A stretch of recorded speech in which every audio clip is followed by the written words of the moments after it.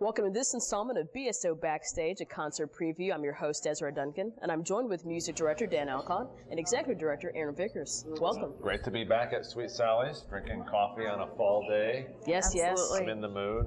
Got some cupcakes here that keep reaching out to me. I'm going to wait till after the show because I won't have crumbs on my microphone. I know, right? And I know everyone is pumpkin spice latte, crazy. Yeah. I'm kind of a purist when it comes to coffee. Yeah. But I love pumpkin bread. It's my favorite thing in the fall. Absolutely. And right here, they actually have a pretty decent pumpkin mocha, which is delicious. Ooh, so that sounds good. Check that out. No, I'm distracted. I'm looking at the display case. Okay, back to topic. Yes. So, your first big concert in the Symphony Hall, how was it for you? It was great. It was a great way to start the season. We once again had more than a sellout crowd, sold more than the concert hall's worth of tickets, so that's always a great thing. It's nice to know how popular the symphony is here. Makes you feel good about your new job as executive director. Absolutely. It was Success. okay. I didn't ruin everything. So yes, it went really well, and we're excited to kind of get started and keep the season going. We had a great crowd at Mauricio's after the concert, and they're very kind to be hosting us after the shows again. So it was really neat that I talked to Bob Jager, and on this the first concert we performed two pieces by composers with tech connections. One was by Bob Jager, who is an emeritus professor and a composer, and then one by Charles Bryan, who's our namesake. And that piece was the result of my sabbatical last year, editing a piece of music of his, which had kind of fallen out of performance shape. But Bob and I corresponded after the concert. We talked after the concert, but when you're in a performance, and he felt that way too, as a composer, he was all keyed in, and it's hard to listen appropriately or accurately, and so I got him an archival recording that we made, and he listened to it, and he was so thrilled with how it sounded, and very complimentary, and that's a real testament to our orchestra. It was a difficult piece, and to put it together quickly and to have the composer be that happy was really great. And then it was fun to blow the roof off with Dvorak's 6 because that's just so much fun. And I know, Desiree, you and I were talking about how great it is for students to perform in this orchestra alongside faculty members and area professionals. And that's such a rarity with professional symphonies. How did that all happen? Well, that's really how this orchestra kind of evolved. That's why we're the Bryan Symphony at Tennessee Tech University. And, this is how this orchestra works, is that we have some rehearsals ahead of time with the tech faculty members who perform in the orchestra and their students who perform alongside them. And so in this case, like if you look at Roger Martin, who's our principal flute player, next to him, if there are 3 flute parts, then the 2 other flute parts, or the piccolo part and flute, will be performed by his students. And each professor kind of auditions his or her students at the beginning of the year to see who's going to play in the symphony.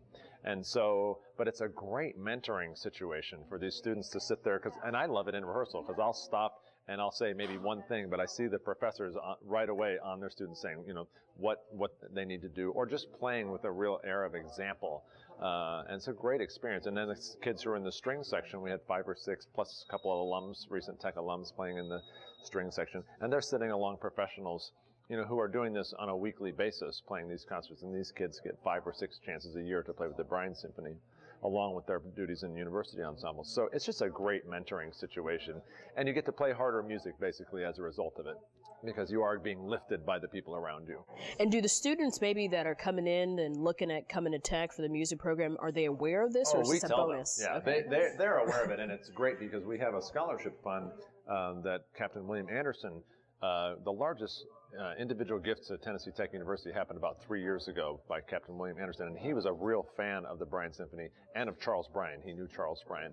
And so part of that money went to a scholarship fund that students who have performed in the Bryan Symphony, who are in their junior or senior years, are able to get some of that scholarship money. And it's $16,000 a year that we divide up to the students who are performing with us. So that's a real great thing. But I'll tell you, most of the time, students who are 17 or 18, you can tell them how great it's going to be to sit along with these people. And they think, oh, okay, that's maybe one reason I will come to tech. But the students who leave tech and go on to graduate school or teaching, they come back to me and they say, that was the most important thing I could have done, along with my normal classwork, was to have that real experience. And that's a great thing about our department, is that we, first of all, the faculty perform constantly, and the students perform a lot. Whether you're a music education major, music business, performance, we just feel like, look, this is part of what you do as a musician. You give back to your community, you play, you perform, and it's important to have this music out there in the community. So yeah, I imagine that's something that's a huge takeaway, and it almost kind of gives you a step up of maybe some other students coming out of other programs. Well, the great thing is, I had a student who left here who was a cello performance major, and she went to another state university for down the road. I won't say which one. In Knoxville. And she went there for her master's degree. And, here she was from Tennessee Tech University, and she was a performance major. And she was principal cellist of their orchestra for the first 3 semesters when she got there. She just had so much more experience. She walked into audition, and, there was a Mahler 1 excerpt. She said, oh, yeah, I played that when I was a freshman.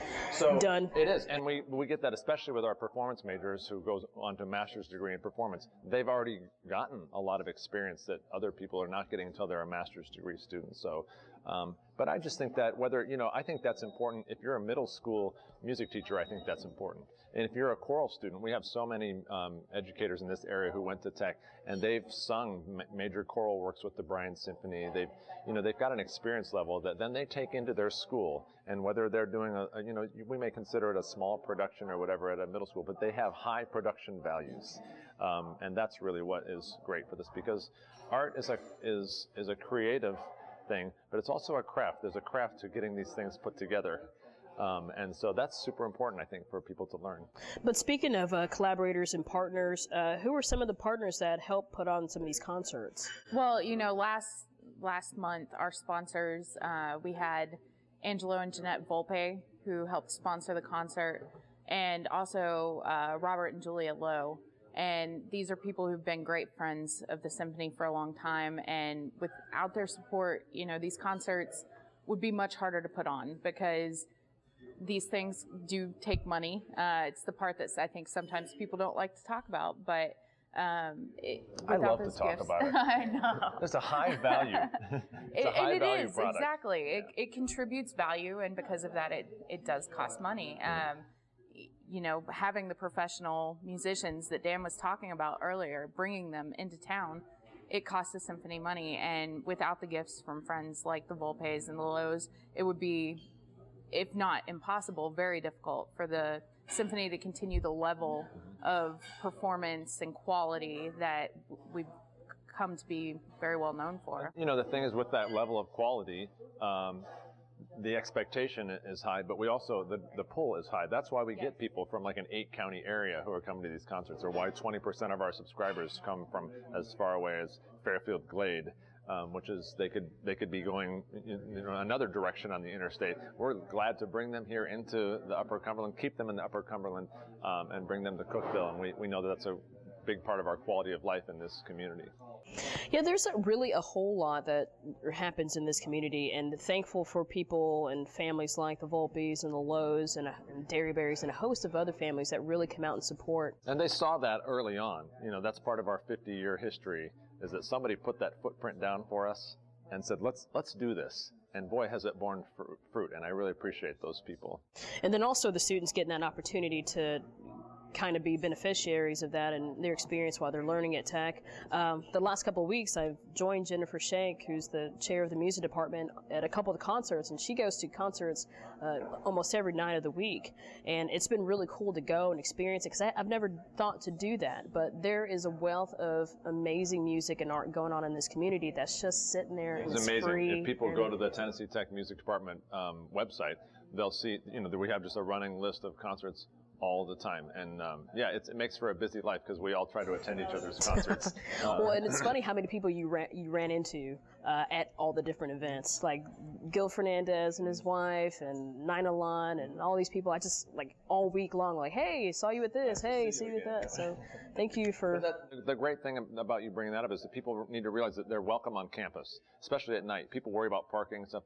This parking is free on campus at night. If you come to something at the Bryan Fine Arts Center, it's not a problem. We'd love to have you there. And that's one of the places, the most well-traveled places from people outside the university community at the school. So we're going to take a little bit of a break to check out a segment about what other arts communities are involved in the symphony.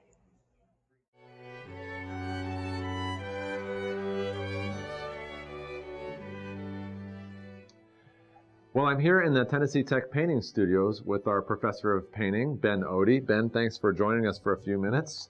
Ben has helped me acquire a Centerstage grant on the Tennessee Tech campus to have a mural artist come. He's going to work with Ben's painting students in the art department, and who is creating a mural for us for our Bryan Symphony concert. So, Ben, are you excited to have Joe Biel joining us? We're very excited to have Joe come. He'll be here November 5th through the 10th, and we'll be working with our students out on the mural, which is in the BFA lobby, Bryan Fine Arts Building. And so he's coming with his design already together, and he's going to start executing it, I think, on Tuesday. And as my classes go throughout the week, they'll get to help at various stages of that. So it's a good opportunity for them. And I imagine Joe will be able to take some time to look at some of the work of your students. Oh, yeah. Yeah, he's planning on coming into the studio to some of the other classes that aren't painting, maybe figure drawing even, and be involved with the students in some of their portfolios. Have your students been able to look online or see any of Joe's stuff? Yeah, last week we all looked at his website, looked through some images, so they're pretty familiar with the style, the work they're going to be helping with. Yeah, he's done a lot of great big installations and does a lot of large-scale drawings and stuff anyways, so I really appreciate your help in bringing him here and kind of holding hands with us all. This is a big collaboration to have Centerstage, the Bryan Symphony, TTU's painting department, and then Art Prowl as well. So we're going to go take a minute to talk to Marilee Hall about Art Prowl.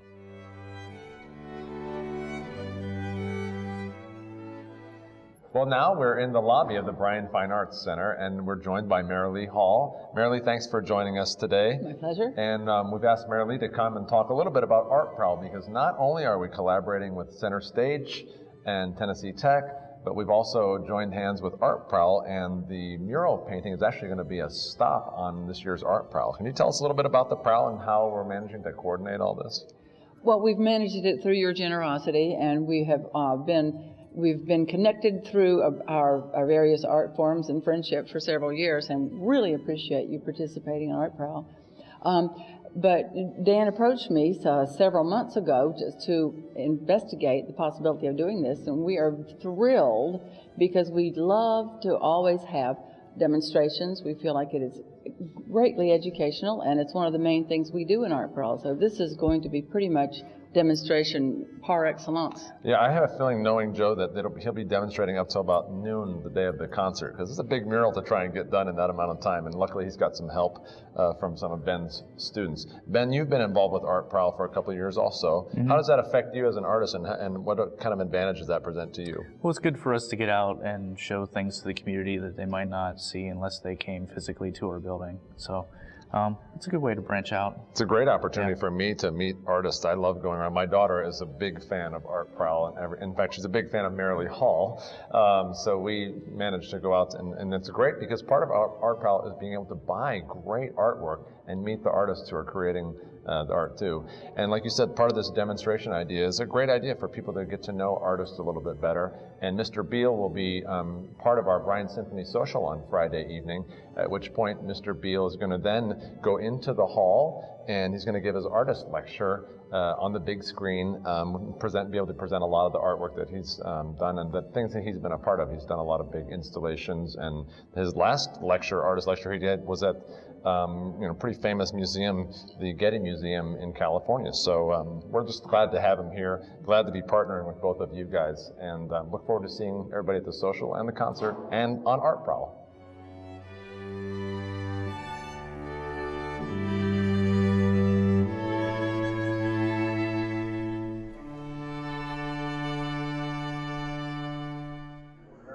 Another fine example of the synergy that all forms of art encompass, and the fact that we've got the Art Prowl coming up that same weekend as the big concert, and of course the Centerstage event that's happening at Tech. It's all that same weekend. It's going to be a powerful weekend.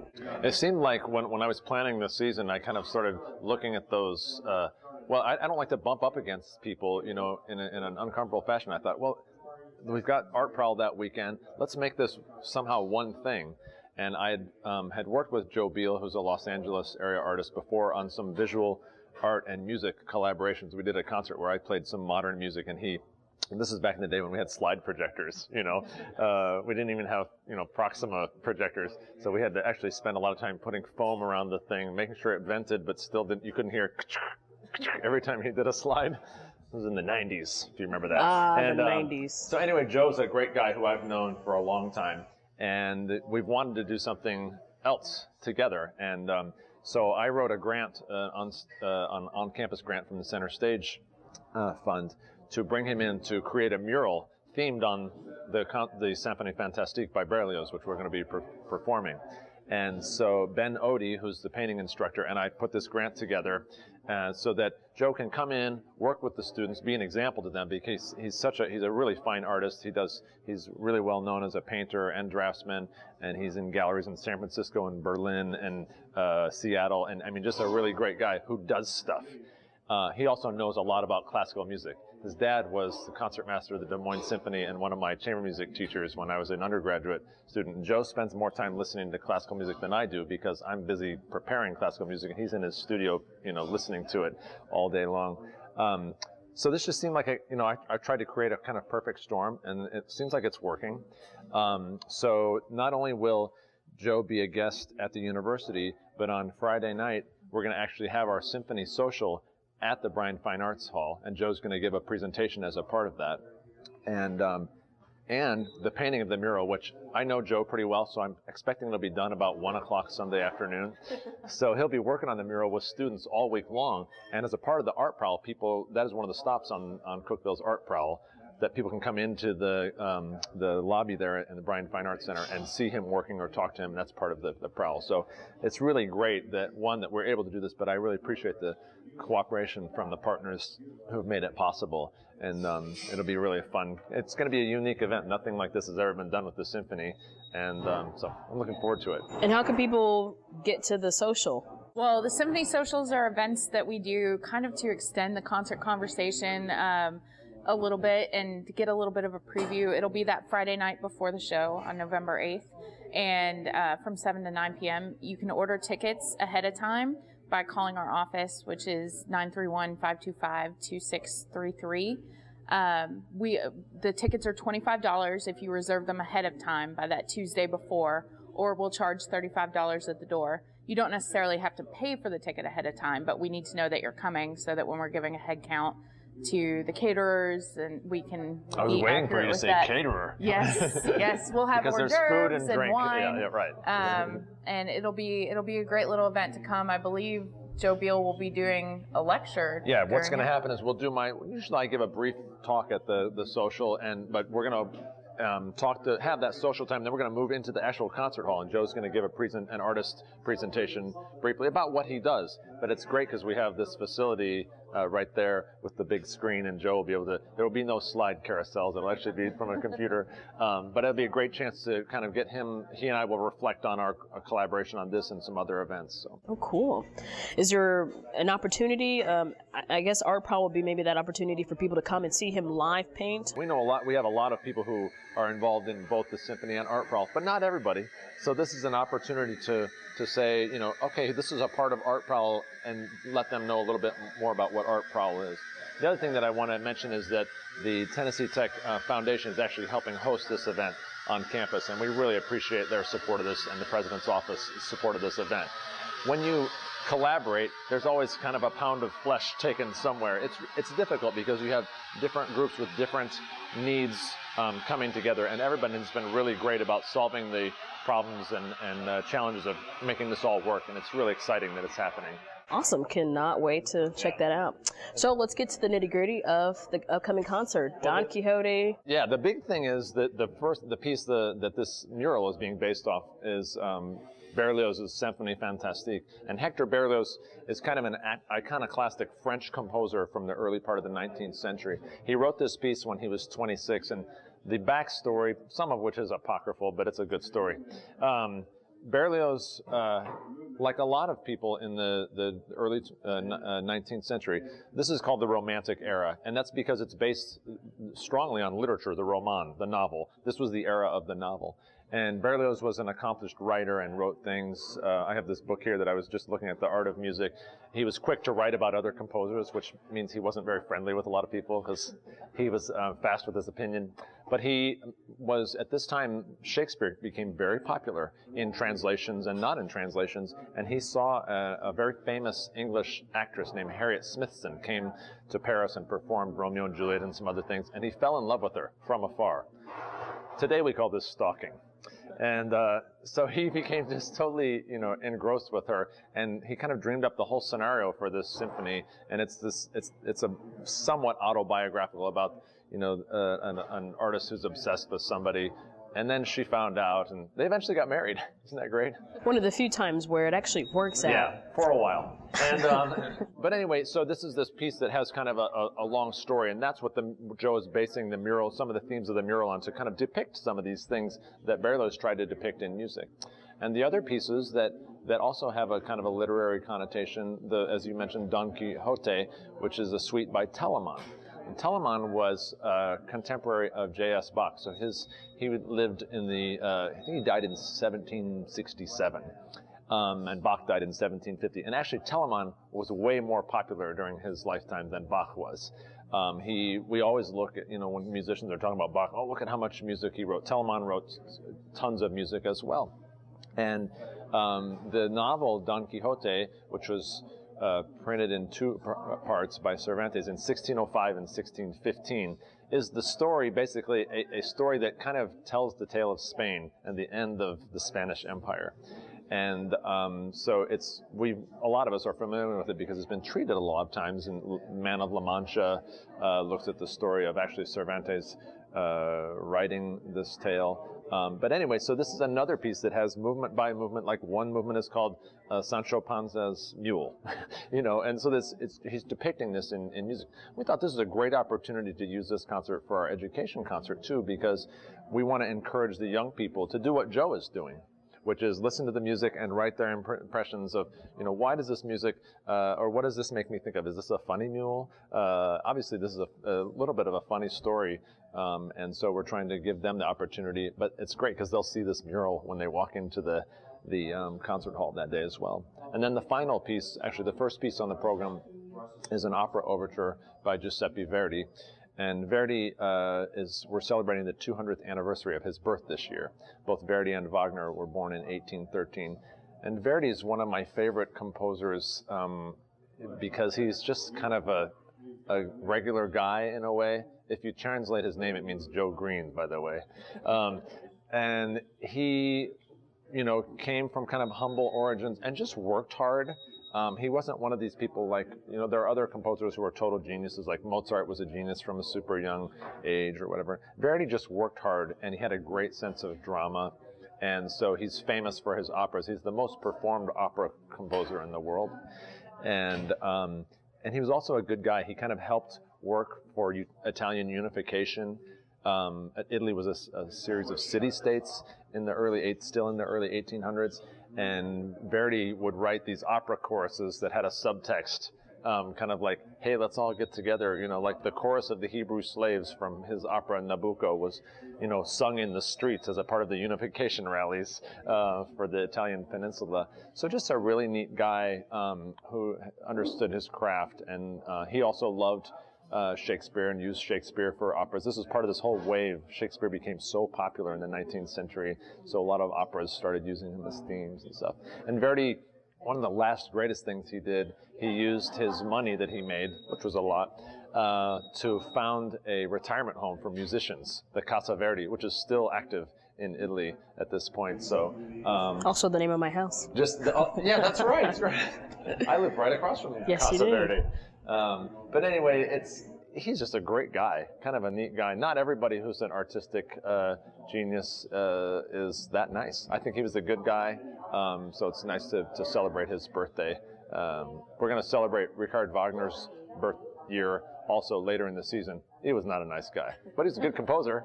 All right, so tell us how people can come and enjoy this concert. Absolutely.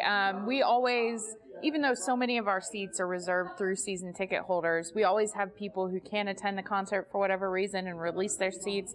So what we do is we take reservations for individual tickets. Again, you can call the office, the number I mentioned earlier, which is 525-2633. And we'll put you on a list. We don't give people seats automatically because we want to make sure we give them the best available seat.